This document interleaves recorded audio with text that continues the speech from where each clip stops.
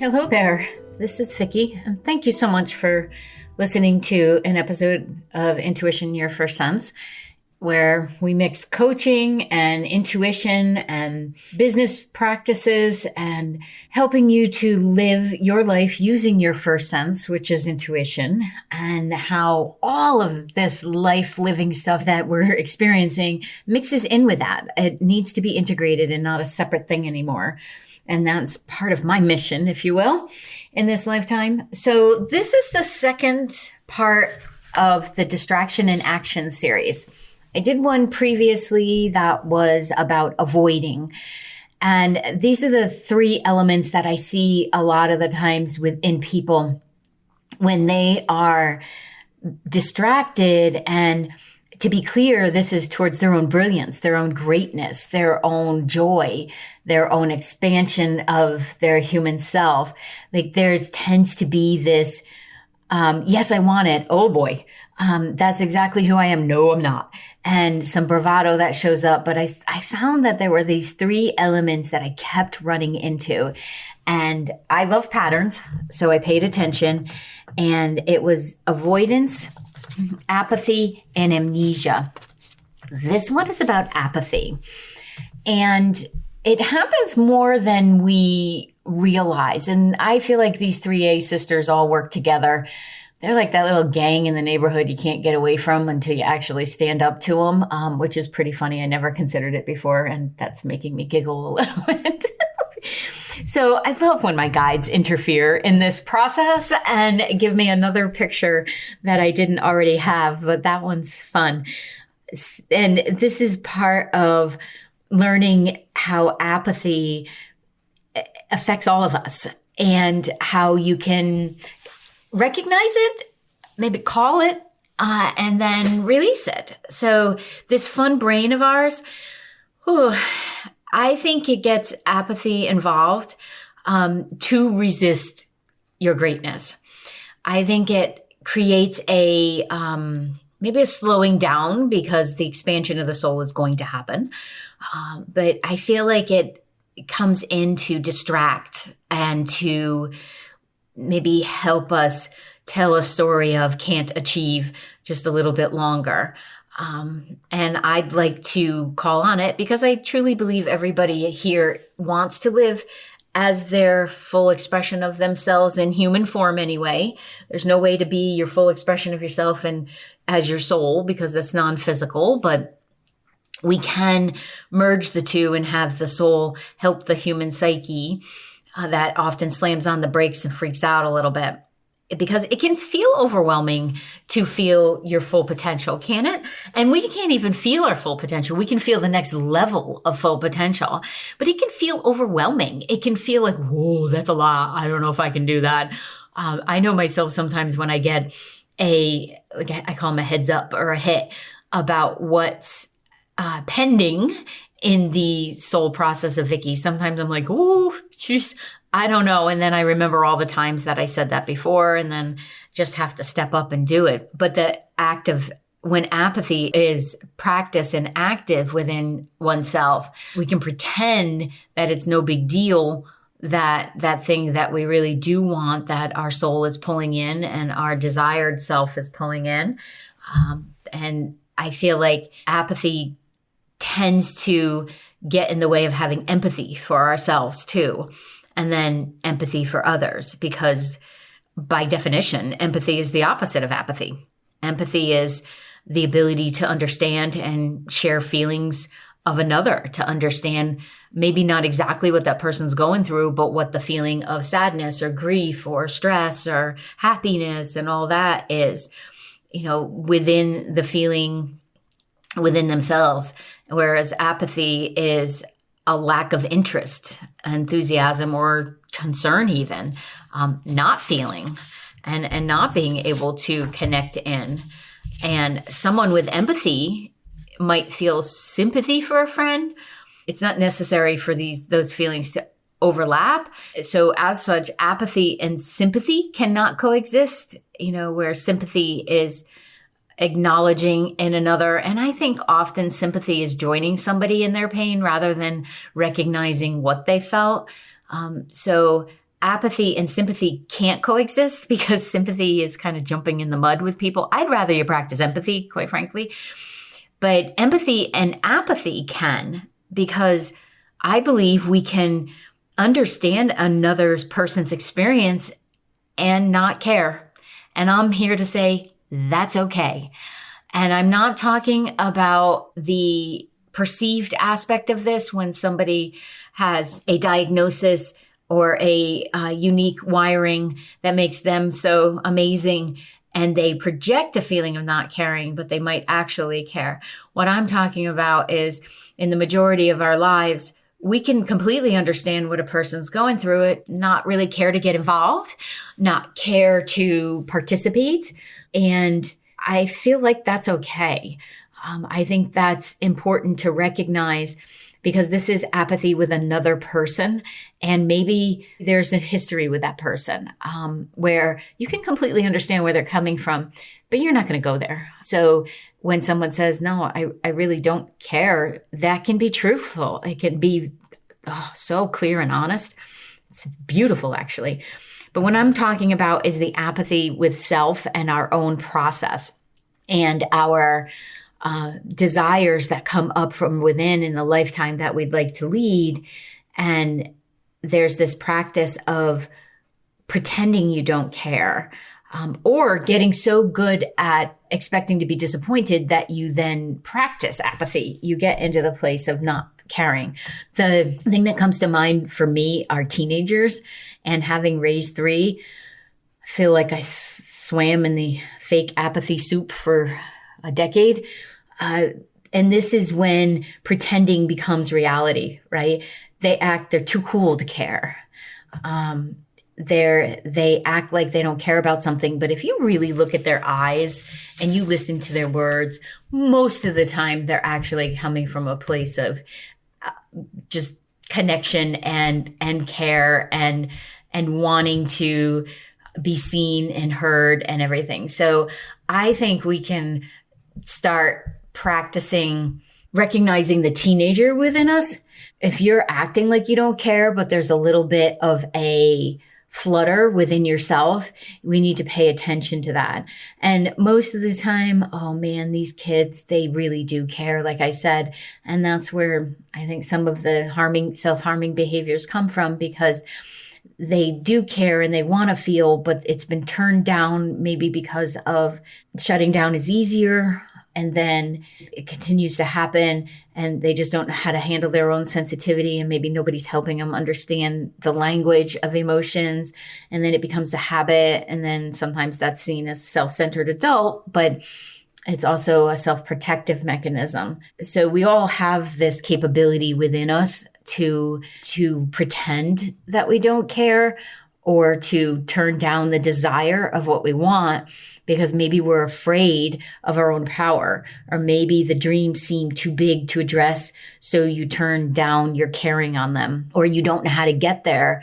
So you're telling your system, oh, I just don't care about that. And that's the subconscious trying to protect you. It's not really being just a jerk. It's trying to protect you. And this is where I feel like avoiding works in cahoots with apathy in the distraction and action game, because your subconscious tries to protect you by suggesting you don't care, by suggesting it's no big deal that you didn't write up that PDF for the class, or you didn't reach out to that person to schedule an interview. Who cares? No big deal. I'm fine without it. All of these defense mechanisms. And then that way you can ignore the feelings of wanting more and you can just coast with life. Just go with the flow of avoiding, because that's worked in the past, but has it really? There's an intelligence within you that says, no, this isn't quite enough. I do want more. And whatever that more means, I have to pay attention to, and I have to actually acknowledge to myself that I do care. And maybe by recognizing that distraction comes in these forms, you can start to do that, because I know I can be the queen of avoiding in my own expansion, not intuitively, but in bringing product out there and launching courses and all the stuff that I know I'm good at and I want to do. but I have an active subconscious as well. So by looking at this and saying, I really do care that people get the tools that they want to have, and they just maybe don't know what they are, or have things described. Somebody said to me the other day, you take the toughest concepts and you make them sound easy. And I was like, oh, thank you.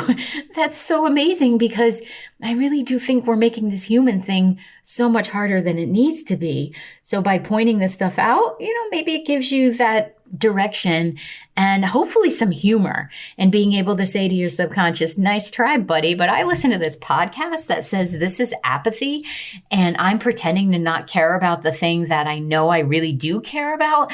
And I'm going to take at least one step so that you're not as strong. However that works for you, because honesty is really important. Pretending to not care has never really worked for anyone before. It can leave you lonely. It can leave you feeling like you're living this different life than you want to live, pretending not to care what other people think. While I think it's important to care about people, but not necessarily their opinion, there's no way to say, I haven't cared what someone thought about me. I'm a 3 on the Enneagram, man. I care deeply. But pretending to not care doesn't get us anywhere. We have to be able to say, okay, I do care about that. How can I have it be less of a distraction and less of a avoidance of my own greatness, of what it is that I aspire to be? And that could be any number of things. When I say greatness, I want you to hear it as what lights you up. I am not talking about everybody needing to have 1 million followers or be on a stage or make this public impact.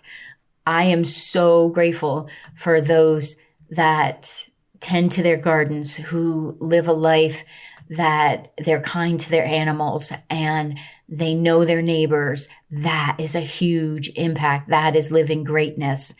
And I feel like the bravery it takes to be able to say, I know what my greatness is, and this is my greatness, and what other people have to say about it is none of my dang business. So I don't have to pretend to not care anymore, because I care about what I think.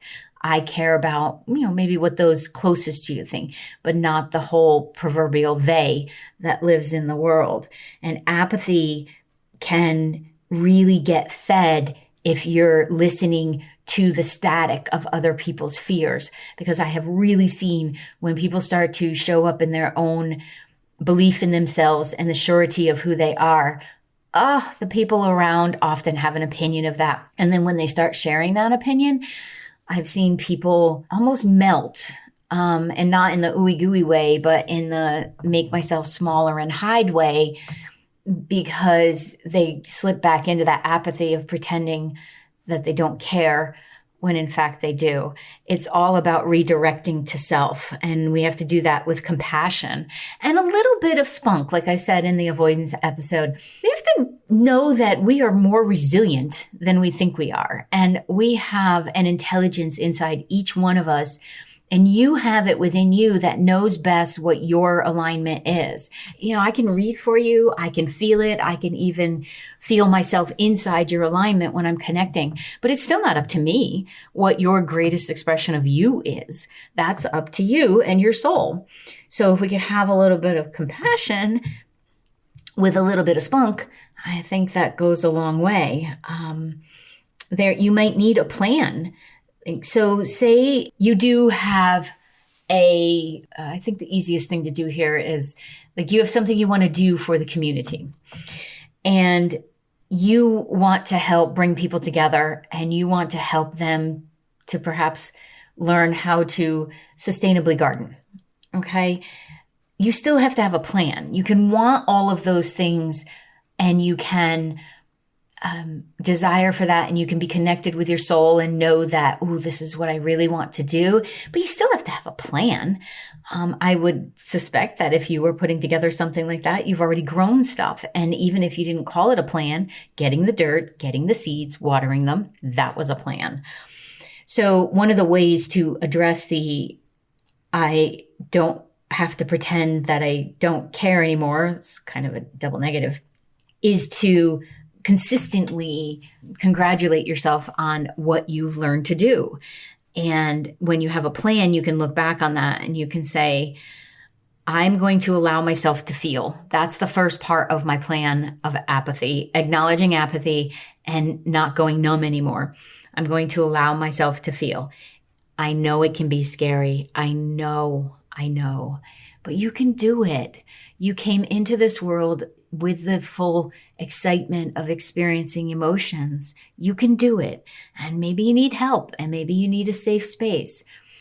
Maybe there's a desire to open up a little portion of your vulnerability. And with that, you really believe in yourself that you can do it. And you can calm your system down by acknowledging that you learned other things in the past, and you will learn this. You will learn where it is safe to practice your emotions. You will learn that you won't blow up if you say to somebody, I'm scared. And you learn to tie your shoes so you can learn to do this. If you take the perceived drama out of it, our brains and society, we tend to make everything too big. You don't have to tell anyone that you're learning to open your heart. I am so amazed by the people on TikTok who are showing up, talking about their depression and their anxiety or their days and having a laugh about something. So impressed. And sometimes I want to say to them, okay, are you on here because you needed someone to talk to, or do you want us to confirm that absolutely this place that you're in, you're going to stay in the rest of your life? And truthfully, I swipe up on those because I'm like, nope, I am not giving the energy to that. I'd love to help, but I can't help millions of people on TikTok every day, or I'd never be in my own business, right? So learning to take the heightened energy out of it, learning to take the fear, and you do that honestly by just taking a couple breaths and to face it and say, yeah, this is feeling really big right now, but at least I'm feeling, and I'm not in that numb place or in that apathetic aspect any longer. And you've done this so many lifetimes. And while you think there's a great weight or pressure to whatever you want to grow or achieve in this lifetime, it can still be broken down into smaller pieces to be better absorbed and applied. Because you know what? You didn't do all hundreds of your lifetimes at once either. You did them piece by piece.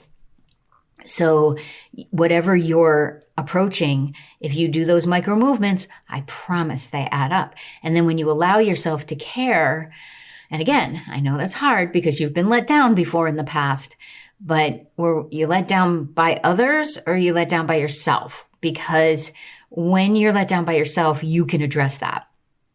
You have much more strength and resiliency and humor and integrity and curiosity and a desire to go forth than you really know you do.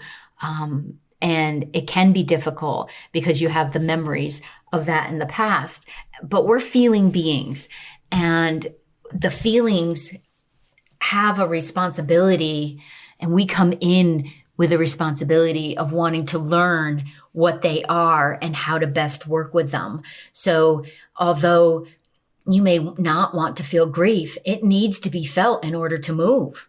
It will stay stuck in your energy field. It will stay stuck in all of who you are if you don't allow yourself to feel it and move it through. And you can get help with that. Get a therapist, coach, best friend, running coach, I don't know.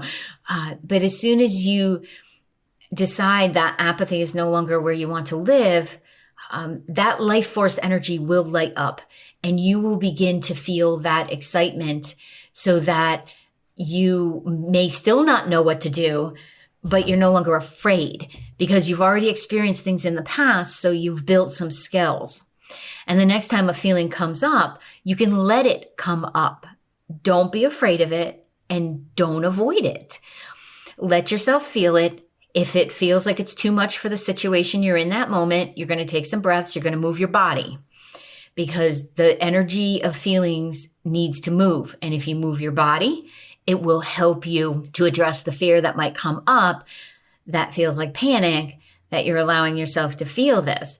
And if you have the opportunity to let the feeling come up and bubble out of you, and if it's tears or anger or frustration, and eventually makes its way to joy, well, it might make its way to irony before it makes itself to joy. Let that do it, because your feelings are doing their jobs. They're not in charge, nor are they monsters. Your feelings are your indicator of where you are in life.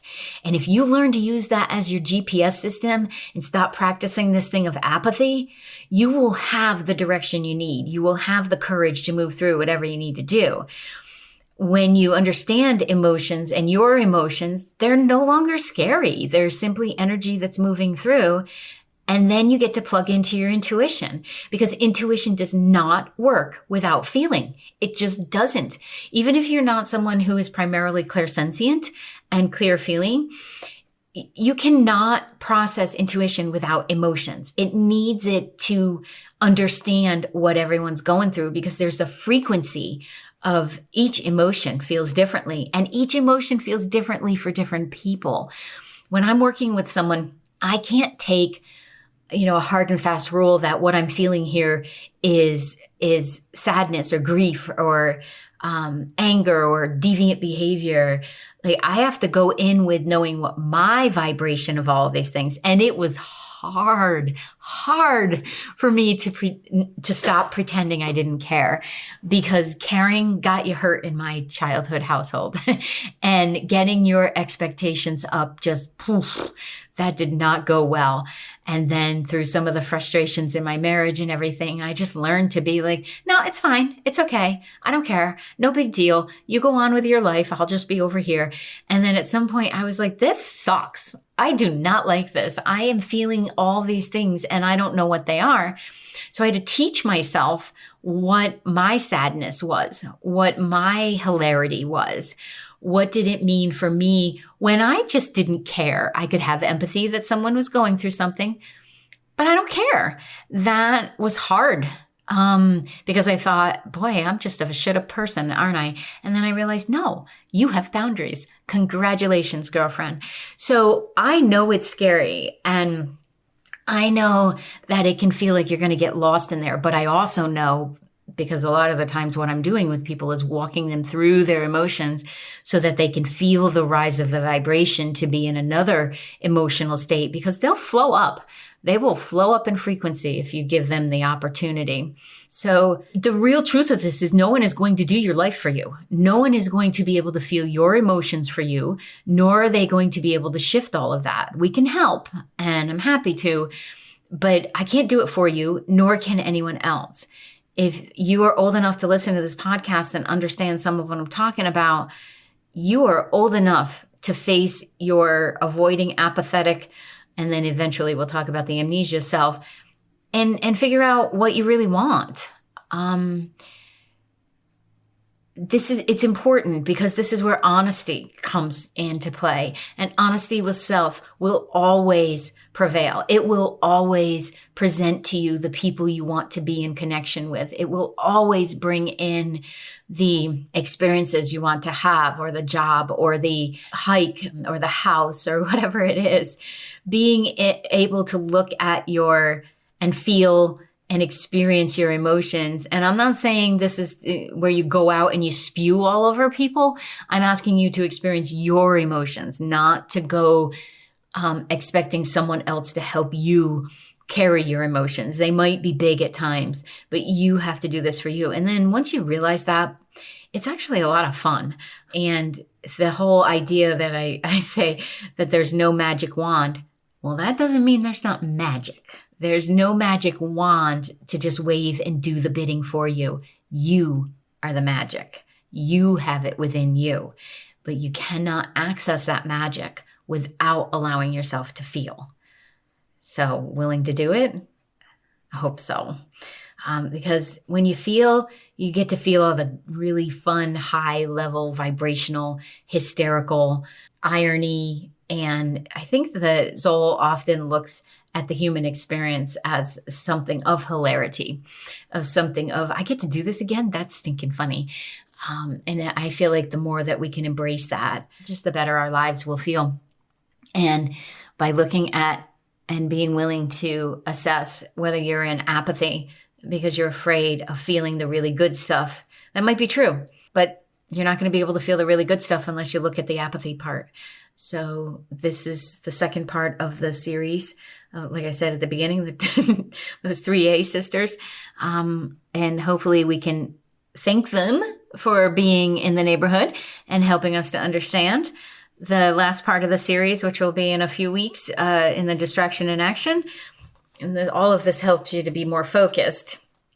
We'll talk about the amnesia, which I believe is part of the human condition that blocks out our own potential, greatness, joy, and connection. And that affects everything. So thank you very much for being present for this episode, for being willing to feel your own feelings and to be learning what your expression of you is in the world, because we need all the individuals to understand that about themselves. And then it will become such an amazing ripple effect. And when people are happier, that transcends the fear and the anger and the conspiracy stuff and everything that's out there. And we can raise the vibration of our universe through knowing who we are and allowing ourselves to feel. Thank you so much. And I will see you in the next episode. If this is something you feel would be beneficial to you, feel free to pop on over to the website, VickiBaird.com, VICKIBAIRD.com, or at Coach Vicki Baird on all the social platforms.